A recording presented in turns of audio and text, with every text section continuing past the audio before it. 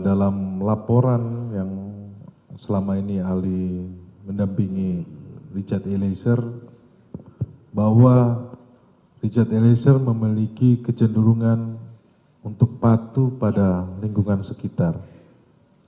Bisa dijelaskan proses psikologis yang terjadi hingga membuat seseorang menjadi seperti ini atau Richard Eliezer? Iya, boleh ke slide selanjutnya, mohon maaf Majelis Hakim. Ya, kalau kita berbicara mengenai kepatuhan, kepatuhan itu juga salah satu konstruk dalam ilmu psikologi.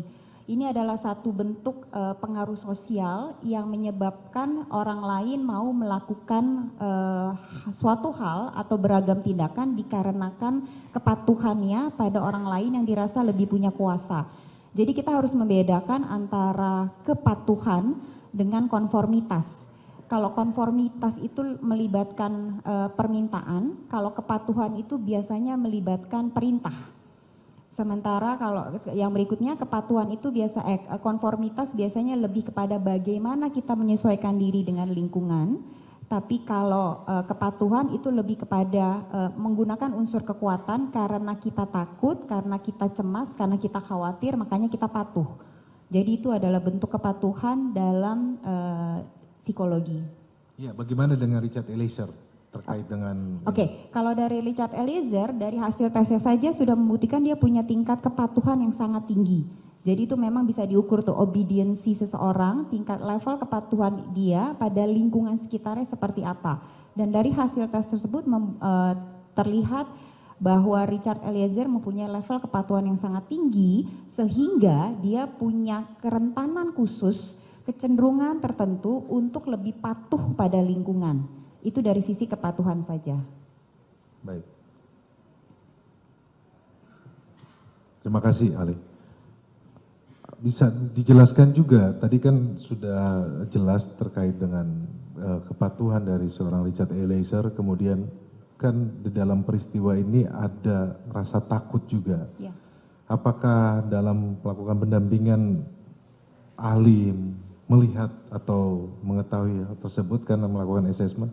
Iya, ketakutannya pada saat assessment sudah berubah sepertinya. Jadi kan emosi itu kan sangat dari awal, ketika dari awal. Ketika dari awal ketakutan itu sangat jelas. Yang tadi saya katakan pertama kali ketemu jelas sekali ada gesture takut, ada gesture cemas, gesture dia tidak bagaimana ini ke depannya nanti harus seperti apa, dan itu banyak menampilkan gesture-gesture tubuh yang cemas dan takut seperti itu, bermain-main tangan, menghindari kontak mata, hal-hal demikian.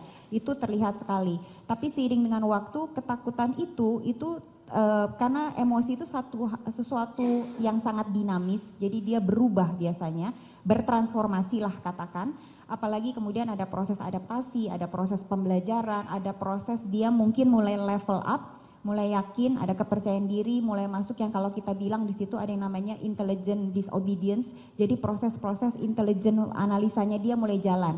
Kalau berkaitan dengan yang sebelumnya, ketika yang banyak berperan adalah amigdala, otak emosi, jadi dia lagi takut sekali, cemas sekali, khawatir sekali, tapi seiring dengan waktu ketika perlahan-lahan mulai ada dukungan kepada dia, baik dari orang tua, dari para penasihat hukum, dari banyak hal, analisanya mulai jalan, apa yang harus dia lakukan.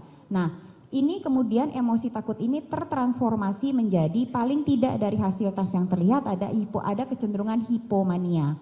Nah, apa itu hipomania? Hipomania adalah kondisi psikologi seseorang yang tampak sangat berenergi dan bersemangat, berbeda dari biasanya. Jadi setelah takut, sepertinya kemudian Richard Eliezer itu memutuskan untuk oke, saya harus melakukan sesuatu atas kondisi ini. Jadi terlihat semangatnya tersebut. Tapi di sisi lain hipomania juga berarti masih menutupi kecemasan yang terpendam. Jadi itu kan mekanisme diri. Ketika dia mencoba untuk oke, aku harus melakukan sesuatu nih, tapi sebenarnya di dalam dia masih cemas karena terlihat yang dalam tes MMPI yang tadi saya katakan, Minnesota Multifaceted Personality Inventory, itu adalah 10 parameter. Kita melihat parameter-parameter psikologis, seberapa tinggi level depresi, seberapa tinggi level skizofrenia, seberapa tinggi level obsesif kompulsif. Nah, Pokoknya sampai 10, ada 10 perimeternya. Nah, paling tinggi perimeter pada Richard Eliezer adalah hipomania.